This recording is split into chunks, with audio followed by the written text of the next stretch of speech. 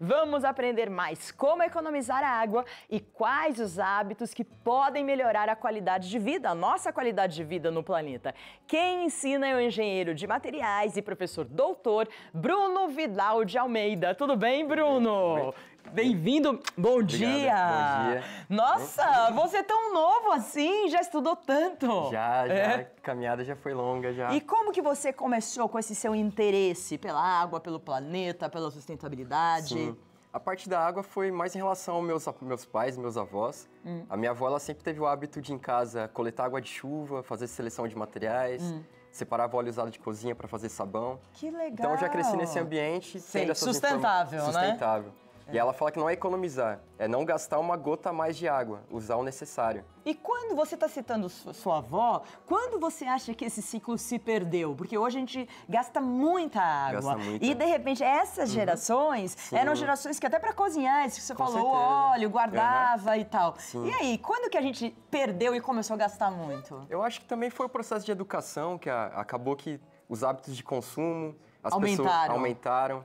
As pessoas já nascendo na cidade, que antigamente, minha avó ela veio da roça. Sim. Então ela já tinha um contato diferente com a natureza. E ela conseguiu me passar. Mas agora, quem já nasceu na cidade, cresceu na cidade, perde o vínculo, já está acostumada mais com esse ambiente de consumo mesmo. Você acha que tem aquela velha história assim, como que eu vou? Eu vou economizar só esse pouquinho quando eu tô escovando o dente? Isso aqui não vai mudar o mundo. Você acha que a gente tem esse pensamento? Tem esse pensamento. É. E são 7 bilhões de pessoas pensando isso. Imagina o quanto que a gente está desperdiçando. Um litro a mais de cada um já são 7 bilhões de litros que já estão sendo desperdiçados. 1 litro a mais de cada pessoa, que não é nada. É uma garrafa assim. Com certeza. Já são 7 bilhões de litros desperdiçados. Isso. No efeito do planeta, isso é muito grande. Muito grande. Que é um efeito em escala. Essas atividades, mesmo que sendo em pequena escala que a pessoa está fazendo, as mudanças são importantíssimas. Desde o hábito da relação com a água e também com a água virtual, que é uma outra água que a gente esquece de comentar.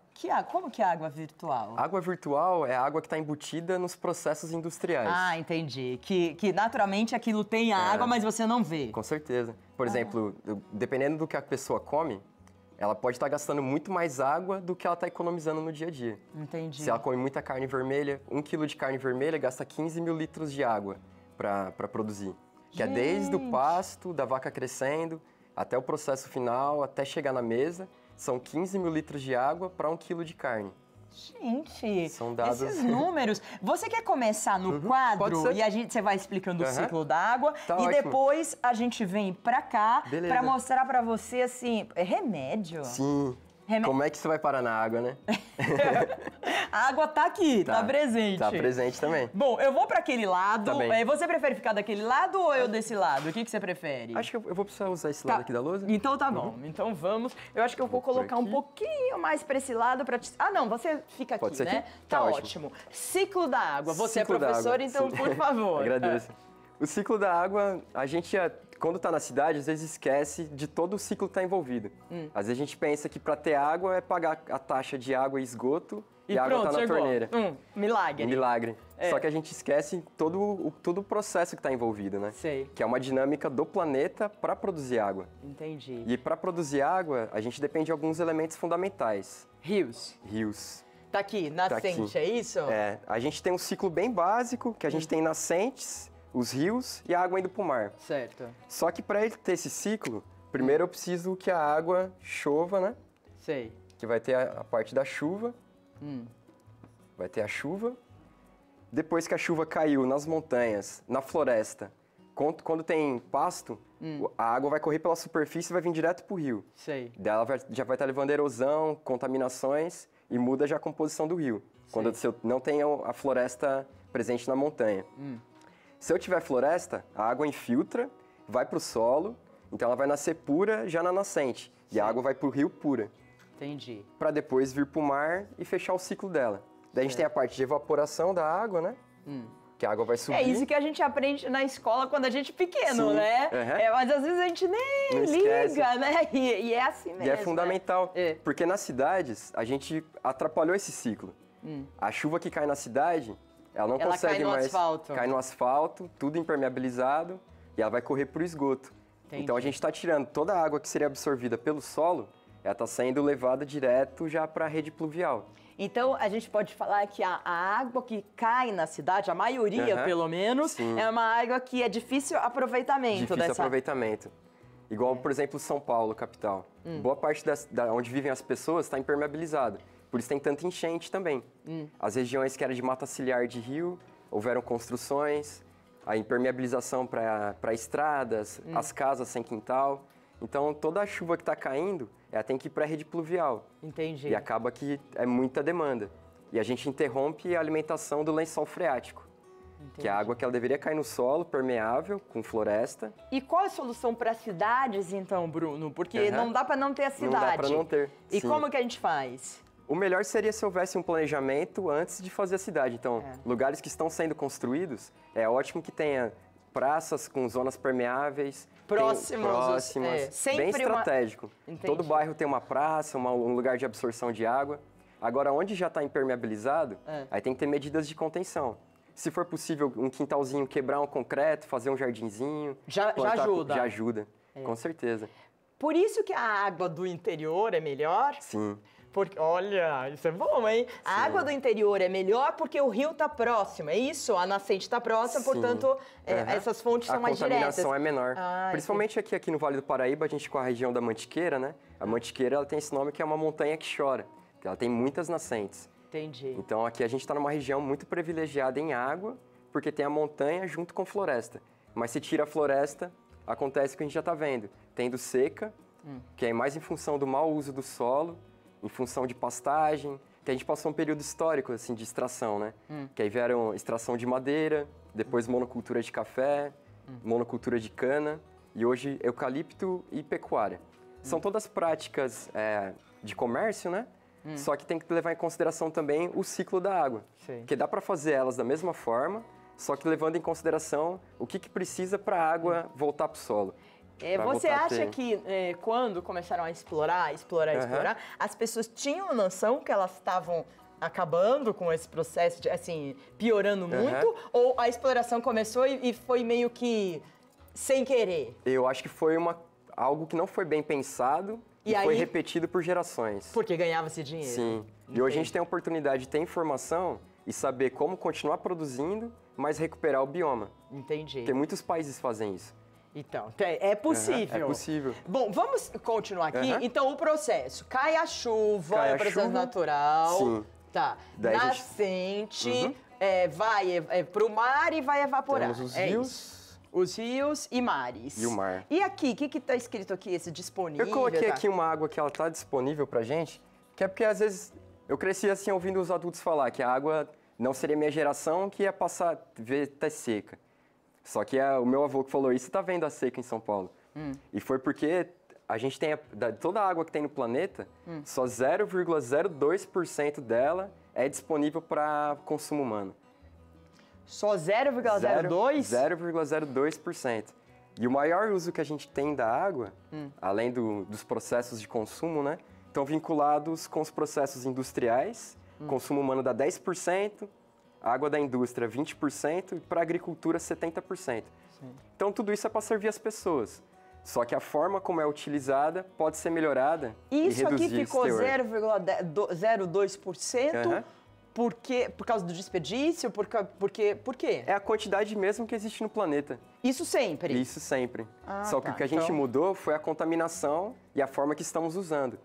Porque se a gente mudou, por exemplo, hoje a gente está com um problema.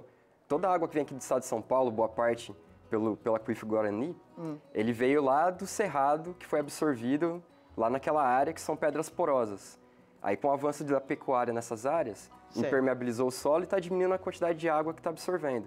Então esse número aqui ele vai começar a diminuir. Porque a gente atrapalhou o ciclo de se manter esse processo. Acho que... por isso que fala. No Oriente Médio, você deve saber disso. No Oriente Médio, gente, eu fui uma vez no posto para abastecer. Né? A gente sabe que tem muito petróleo. A gasolina custa infinitamente menos do que uma garrafinha de água. Isso nós estamos vendo aqui. As garrafinhas de água não são baratas mais, né? Estão ficando mais caras. Com certeza, ficando mais caras. Até a gente fala assim, nossa... Custa tudo isso, R$1. Eu acho bastante, você não acha bastante? É caro, Um litrinho de água? Então... E aí, dessa informação que você falou, no mundo hoje, 25% da população do mundo passa sede e não tem acesso à água. Jura? Da população mundial, dá 25% Qual não tem lugar acesso. que as pessoas têm mais dificuldade de água? No Brasil seria mais a parte do Nordeste Sei. e a região também da África subsaariana. Sei. Mas já está bem espalhada. No Brasil, em lugares que não tinha seca, hoje Agora- já tem, em função do que aconteceu com a natureza. É, o problema do clima, ou a gente melhora, ou, Sim. né, Aham. a gente vai passar O bom é mesmo. que hoje nós temos informação Isso. e tem tecnologia para conseguir reverter esse cenário. É, mas mesmo e com informação, nós ainda achamos que, imagina, Sim, deixa pro né? próximo. Imagina, né? O que é esse cálculo aqui que você fez? Aqui é da água virtual. Que aí é, por que exemplo, está nos elementos e que a gente não vê. a ONU recomenda que cada pessoa utilize por dia até 120 litros de água por dia, né? Que é um consumo que seria consciente do que você precisa. E aí vai estar embutido na sua alimentação, no banho, em tudo que você consome. Mas Aí 120 litros não é muito? Por exemplo, se o ser Sim. humano... Não é muito? É porque, muito. Porque eu bebo, 2 litros de água. Aí que eu tenha nos meus alimentos e tudo, que eu tenha 10 litros de água, Sim. mas 120 é muito para consumir. É muito, só que aí tem a parte da água virtual. Por exemplo, se a pessoa comprou Uma calça jeans. Olha que usou interessante 11 isso. mil litros de água para produzir a calça. Se a pessoa, às vezes, abrir o guarda-roupa dela, vê uma piscina olímpica lá de tanto de água que tem. Gente. Uma camiseta dá 5 mil litros de água. 1 quilo de carne, 15 mil que você 15 falou. mil litros de água. 1 quilo de frango, De carne de frango. 3 mil litros. 3 mil litros. Então a gente vê que tudo que a gente, desde o que a gente compra, consome e os seus resíduos, está tudo envolvido no ciclo da água. É por isso que o consumo consciente é tão importante Com certeza. hoje. A gente fala, não, vamos tentar não consumir tanto, não comprar tantas coisas, reutilizar mais, porque isso aqui, eu não sabia desse dado. 11 mil litros de água numa 11 mil. calça jeans. Com certeza. E aqui seria também muito importante a não geração, porque a gente tem a reciclagem. Só que antes da reciclagem, a gente tem a não geração, que é igual tem um problema, o canudo de plástico, por exemplo. Hoje tem um problema que a gente tem no mar, muito plástico. E as aves já estão todas com plástico, peixe com plástico. E nosso corpo também. Porque o plástico ele degrada e forma microplástico. O microplástico decanta e a água, o sal que a gente usa de cozinha, boa parte dele é sal marinho, né? Então daí já vem microplástico no sal e vai entrou na cadeia alimentar. Gente, então, isso é complicado. absurdo. Eu já não uso canudo de plástico. Eu comprei uns canudos maiores que dá para você lavar e reutilizar. Sim, isso. Tem alguns de papel também. Isso. Igual festinha de criança, às vezes a pessoa faz uma festa, usa muito descartável, sendo que poderia usar alguma coisa e relavar depois, está gerando um resíduo gigantesco. Nossa, a gente usa um material que tem milhões de anos, que vem do petróleo, né? Para usar às vezes 30 segundos. Então, esses ajustes de que material você está usando para cada aplicação tem que ser bem coerente para evitar esses desperdícios gigantescos. Vamos para trás da bancada? Vamos. Agora que a gente já falou do ciclo da água, inclusive tem uns cards aqui que a gente vai falar sobre o que a gente não deve fazer, o que tomar cuidado. Mas você quer primeiro explicar Pode isso ser. daqui? Por exemplo, esse daqui, eu fiz o café. Né? Tá ali. Eu usei. O que quer dizer esse daqui? Aqui eu trouxe para mostrar a situação problema e o que seria uma solução prática para dentro da casa já. Tá bom. São produtos básicos. A gente tem aqui detergente, óleo. Aqui seria representando matéria orgânica, um pouquinho de pó de café, remédios e plástico. Plástico, ok. Então, o Isso problema aqui, é óleo de cozinha. Tá. Aí começar o óleo de cozinha, o problema é que 1 litro de óleo na água contamina 25 mil litros de água. Então, as pessoas têm o hábito ainda de não descartar corretamente o óleo. O óleo. Que o descarte correto hoje seria reutilizar para fazer sabão caseiro. Sei, gerar o que uma a sua economia avó local. fazia. Sim, gerar uma economia local. Entendi. Ela complementa a aposentadoria dela fazendo isso. Que legal. Como é o nome dela? Marinette. Dona Marinette, um beijo pra senhora, parabéns, formou esse menino super inteligente, o Bruno. Beleza. Ela deve ficar orgulhosa de Sim, você, sim, né? Muito Que amiga. bonitinho. E tudo começou com você aí, né? Sim. O exemplo, né? O exemplo então, educa. esse óleo pode ser reutilizado para fazer sabão. Ela reutiliza cerca de 150 litros de óleo por mês para fazer as pedras de sabão. Ela pega de restaurantes, vizinhos que levam. Que legal. Ela recicla e faz o sabão. Que maravilha. Então, bom, então esse é o problema que a gente pode melhorar. Pode melhorar. Aqui, o orgânico. O orgânico, a melhor solução é a compostagem caseira. Sei.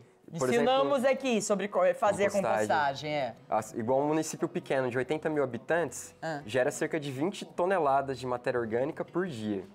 E tudo isso vai para aterro. Se não for aterro, e no Brasil, só 20% das cidades têm aterro regularizado, 80% é irregular. Então está gerando um ciclo de contaminação do solo. Se faz uma compostagem doméstica simples, você já gera uma terrinha de adubo para ter uma horta em casa e já evita o problema do lixo. Você acha que quanto tempo vai demorar, assim, para a humanidade, para a gente fazer realmente isso? Porque, assim, tem coisas que eu acho mais fáceis de fazer e já faço, mas tem outras que eu preciso me estimular e ver mesmo que é necessário ir fazendo, sensibilizar. né? Quanto tempo você acha que a gente... a gente suporta o tempo que... Eu acho que... Você entendeu a minha pergunta, né? Na velocidade que estamos indo, não daria tempo. Não daria. Mas o que a gente pode fazer? Trabalhar com as crianças. Que já estão sendo trabalhadas, né? Todas as crianças, com certeza. Né? De ter um processo na escola, de ter uma compostagem, ter uma hortinha, ou a mãe, em casa, a família, também já tem um processo desse e usar como uma ferramenta de educação. De mostrar, dar uma aula de biologia para a criança no processo de compostagem. Ou uma aula de matemática mostrando o tempo que o alimento leva para decompor e virar matéria orgânica para alimento, por exemplo. Entendi. Então tudo a gente conseguiria. Plástico, esse é um grande vilão, né? Grande vilão. Quanto tempo demora para Esse dá uns 300 anos para ele virar microplástico e a decomposição final, ela ainda vai entrar na cadeia alimentar. Então é um problema muito grande. Isso aqui não dá para reciclar isso aqui? Muitos são recicláveis, só que igual uma cidade pequena, aqui do Vale do Paraíba, geralmente é menos de 3% dos produtos são reciclados. Sei. O restante ainda vai pro lixo. Certo. Aquelas garrafinhas de plástico de água que a gente compra um monte, poderia usar uma só e ir usando água filtrada. Certeza. Tem que ter um consumo mais consciente e ajustar o seu dia a dia para que você gere menos resíduos. O mínimo necessário. Bom, isso aqui é o quê? É alumínio? Papel alumínio, que é por exemplo, também de produtos que acabam indo para a água e que poderiam ser reciclados, né? E aqui Mas a gente recicla muito, né? Latinha e tudo. Recicla pelo menos bastante. já estamos... E detergente? O detergente seria o problema da alteração da composição da água. Hoje já tem alguns produtos que são biodegradáveis, mas alguns ainda não têm. Tem alguns produtos químicos presentes que contaminam muita água. E hoje já tem, por exemplo, sabão de coco, alguns outros produtos que já são mais fáceis de serem decompostos, né? Então, mas geralmente quando você vê isso pronto no supermercado, você repara que o preço é muito mais alto. O preço muito maior. E isso também tem a ver com a produtividade. Um é mais fácil de produzir e gera um produto final mais barato. Sei. Só que tem que ver o custo real disso. Sei. Igual a gente vende aqui para ter um quilo de carne, eu gastei 15 mil litros de água, às vezes esse quilo de carne poderia custar muito mais caro. Se fosse levar o custo ambiental envolvido no ciclo de produção. Entendi. Então daí e seria... aqui, remédios? São remédios. Esse é um outro problema, que como a gente não tem tratamento de esgoto em todos os municípios, e também o tratamento é muito caro, tanto os remédios são jogados na água e também por meio da urina, geram um acumulado na água. Então daí a gente está tomando água com resíduos de anticoncepcional, de antibióticos. Gente do céu, mesmo com tratamento da água? Retira, mas nem todo município tem água tratada e nem todo tratamento é tão eficiente para isso. Por exemplo, óleo de cozinha, o sistema de esgoto ele encarece muito o tratamento pela presença do óleo. Entendi. Que ele carece para tirar. Então, isso porque a gente não está falando do esgoto que existe, do problema do esgoto das pessoas jogarem direto no rio. Direto no rio. Né? Isso porque a gente nem come, a gente está falando do basiquinho aqui, básico. Porque tem um problema gigantesco, não só no Brasil, muitos países de terceiro mundo, que eles fazem isso diretamente e aí não tem jeito. Não tem jeito. Aí teria que ter uma reformulação mesmo do sistema, da forma como a cidade está sendo organizada e gerida, né? Então, quando a gente fala do meio ambiente, do Ministério do Meio Ambiente, enfim, de tudo ligado ao meio ambiente, vai direto em você, né? Vai. Vamos ver aqui os cards, o que a gente selecionou. Evite o desperdício de água do banheiro. Bom, feche a torneira enquanto escova os dentes, faz a barba ou ensaboa as mãos. Você acha que as pessoas, elas já aprenderam isso ou ainda... Eu acho que ainda está no processo. Tá? Tá. Muita gente ainda tem hábitos que não condiz com o planeta. Talvez ainda falta um pouco de sensibilização, sabe?